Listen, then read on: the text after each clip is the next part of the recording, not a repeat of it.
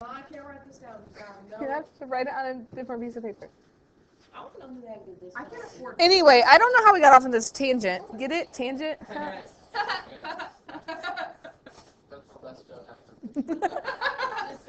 Do you know why it's called going off on a tangent? Think about what the tangent graph looks like. Like it just goes off like this. Like, right? It's going off on a tangent. Crazy. I know. No, I didn't. Also, I have a joke I was going to show you yesterday. Anyway, before I got off subject, the point is we're going to have fun here. That was the point of the story. We don't need... Not your parents not letting to see. You're going to have fun here. We are. Pre-cal, look, here we go. Well, it's because... It says, it's not even summer, and I already have a tan.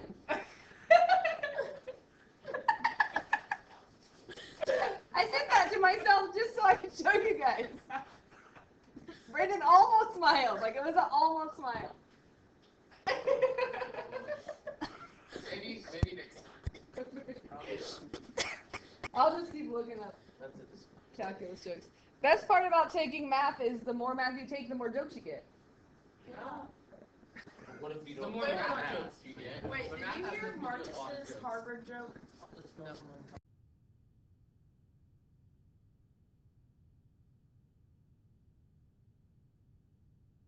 I don't think it's so funny.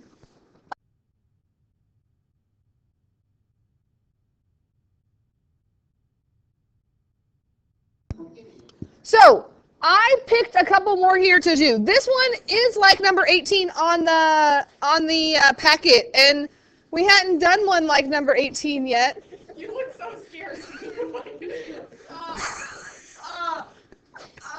So, when you look at this, that's like number 18 on the packet, you might not know where to start because you're like, okay, I have cosine up here, but I need it done here, and I have 1 plus sign here, and I need 1 minus sign here. How am I going to do that, right? Multiply. Yes, but not the cross sign. You can't cross this equal sign, right? Which means so, not a bad idea. So here's what I want to propose, that you're allowed to multiply by something if you do the same thing on the top and the bottom, right? Like, not that I would do this, but if I wanted to, I could multiply by 2 over 2 here, because that's really just multiplying by 1. Yes? Yes. No, there's one like it in the packet, but it's different functions. So they're going to be able to do the one in the packet now when I do this one with you.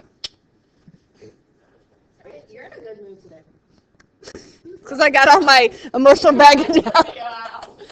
I got my Activia, and I got to just tell you all about my family.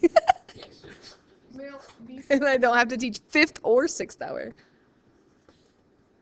Aren't they going to hear that? I mean, it's not. She said, I mean. That doesn't mean I don't like them. It means it's just You're happy about us. It means it's just 2 less classes to teach. Oh gosh. So if I want to work with this side, we have to think about something to multiply on the top and the bottom that would get me what I need over here. Why do you always just stare at me every time you're done talking? Because you're like weirdly off to the side. You should learn that in algebra 2.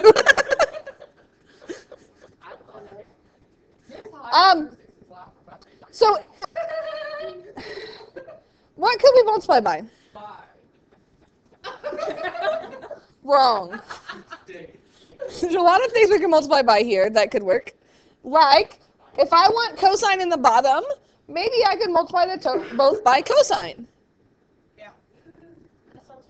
Other option, if I want 1 minus sign, I don't have 1 minus sign, I could multiply both sides by 1 minus sign. Either way, it's going to help us get there. But you just have to multiply by something that you need over here that you don't have over here. So you choose cosine or 1 minus sign. I heard more 1 minus signs. You multiply by cosine and see if you can get the same answer as me. You did? Hey, I do that too. It's right. It's the right thing to do. Because now look what happens. Up here, I'm not going to change anything. I'm going to leave it as 1 minus sine times cosine, because remember, we want to cancel things out. And if you distribute in with addition and subtraction, you can't cancel out. But if you leave it as multiplication, you can cancel out. But on the bottom, I am going to multiply, because what happens when I take 1 minus sine times 1 plus sine? You get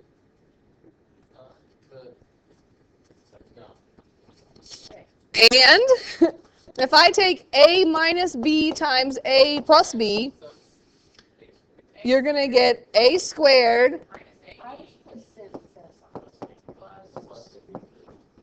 Well, it doesn't matter. Either way, the middle terms always cancel out because it's a difference of two squares. So you just get the first one squared minus the second one squared. That's something to notice, something to look for.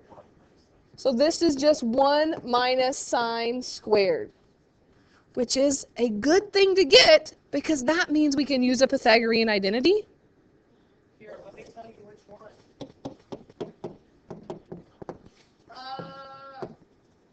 It equals cosine. Squared. Yeah. Because sine squared plus cosine squared equals 1. So doesn't that mean that 1 minus sine squared equals cosine squared? But then you'll have a cosine on the top cancel out, and then one on the bottom. And oh my God, it's the answer. You know what we can also do in Europe if you get bored? Pre-cal. I'll bring some proofs for us.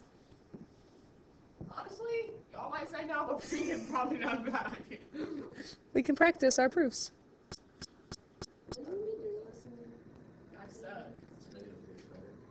And so then, as Kaylee said, we can cross out one of the cosines, and then that's what we want, right? 1 minus sine b over cosine b equals 1 minus sine beta, I guess I should say, over cosine beta.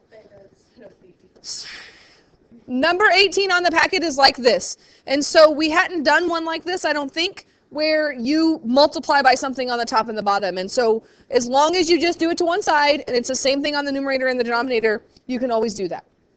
So that should help you on 18. And then I just want to do another one over here, just with fractions, because I heart fractions. Fractions are our friends. That's what I said in algebra 2.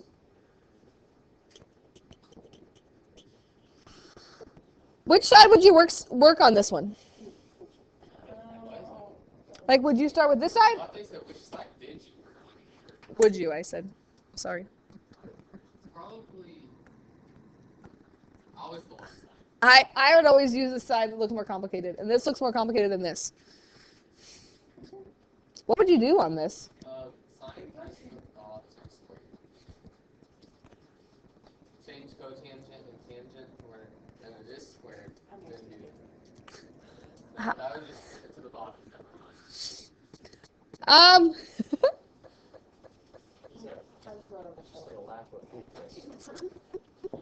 What's one option you can always do? If all else fails, what should you do? Change that to y. Change it to sines and cosines. So we could do that. That's what I did here. Is there a better option? I don't know. I was trying to think. I could put this all over this minus this over all over this. Well, I meant change it to sine and cosine. Or we can just leave it as this and change it to sines and cosines and have a fraction and a fraction. Okay. So cotangent is cosine over sine. And tangent is sine over cosine.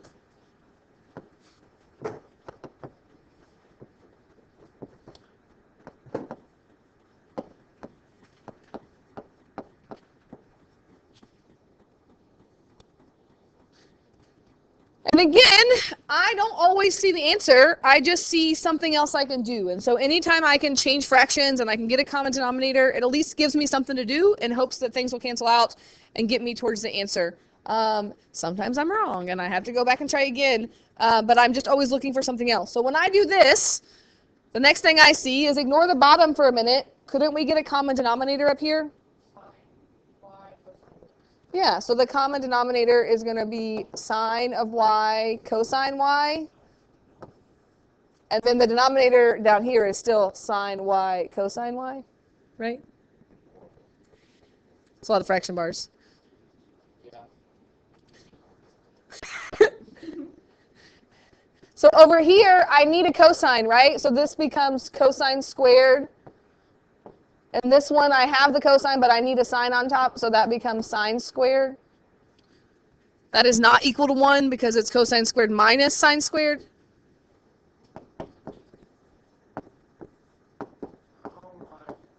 Sometimes it has to get worse before it gets better. Also a good motto for life. Continually gets worse. That just means you haven't made the turn yet. It's going to get better. I'm still waiting. 16 years later, I'm waiting for that turn. It'll get there. Yeah. pretty much.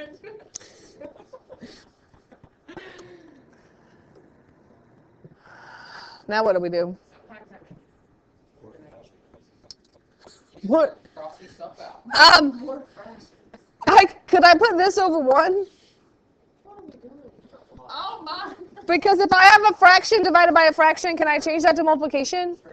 Yeah, let's do that. So I have cosine squared y minus sine squared y over sine y cosine y. And dividing by a fraction is the same as multiplying by the reciprocal. So now it's all over the same thing. Whoa. I'm out of room.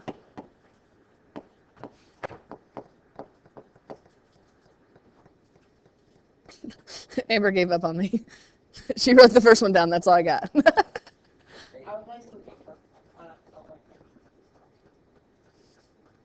You already wasted the paper. Why not do the next one? Hey, because I saved this bottom. What would you do next? Multiply. Well, can't you cancel off the one? No, you can't cancel addition and subtraction.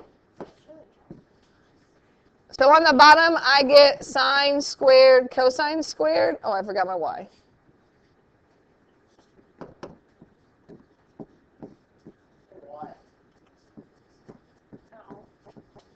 So we got a common denominator in the numerator, and then simplified it, and I'm back with the fraction. So we're back to where we start. We aren't, because when we started, we had cotangent and tangent. And now we have cosines and sines, But there's not cosine on the other side. but there's cosecants and secants. So this is where, if I have subtraction in the top, all over a denominator, and I want two separate things, this is where I call this like undoing the common denominator. Like, could I separate this as cosine squared over that whole denominator? And then minus sine squared over that whole denominator? And do you see it? I haven't seen it since the beginning. I see it. But Because now, because I separated it, and this is multiplication, I can cross this out, and I can cross this out. I can cross this out, and I can cross this out. Yeah, sine squared y. No, I get 1 over sine squared y minus 1 over cosine squared y equals cosecant squared minus secant squared, which is cosecant squared minus secant squared, right? 1 over sine is cosecant squared, and 1 over cosine is secant squared. good, just altering twice.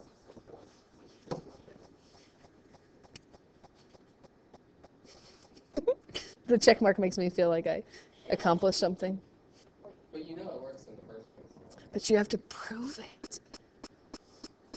You can't just assume that it works. What we assumed last semester. But this is not that kind of proof. Okay. Oh, hold on. I'm recording this so you can pull it up later if you're really far behind. This one in the hallway. I don't think my door is locked.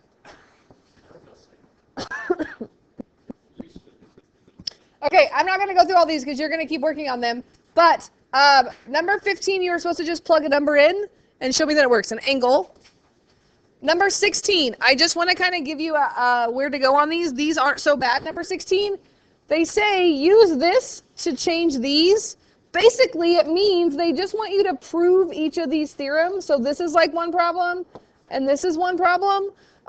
If you just change it to sines and cosines, you'll see that how you can use this when you do this, right? So if you were going to do this one, which side would you work with? Tangent squared plus 1 or secant squared?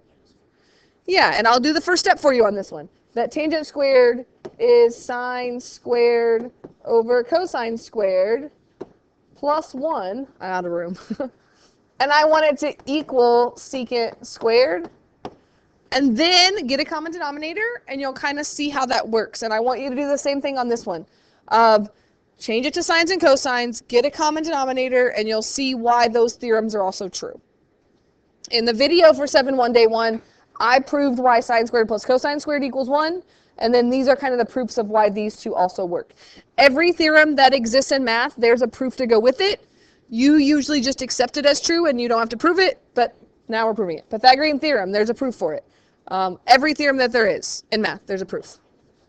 I just want you to. Oh, I will in 1 second. And then 17 and 18. 17, I'm pretty sure is exactly like one that we did in 7-1 day 1 homework that I did on the board for you. So if you're still stuck on it, I would recommend looking at that to get you started maybe. And then now that we did the one today, you should be able to do number 18. So if you still haven't done those two, that's what I want you to work on, or all of these 14 through 18 for tomorrow. And then I also have a video for you for 7-2 that we'll start talking about tomorrow. Don't forget about test corrections and retaking that test. Hopefully by Thursday this week is what I was really hoping, if you haven't done it by then. The end of the 9 weeks is next Friday, which is ridiculous.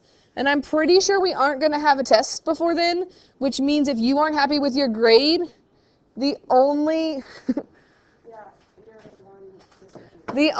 way to get your grade up, or the best way to get your grade up, is to retake that test. And if you don't retake that test, your test grade isn't going to change much. And tests count the most in here. So retake that test is what I'm saying.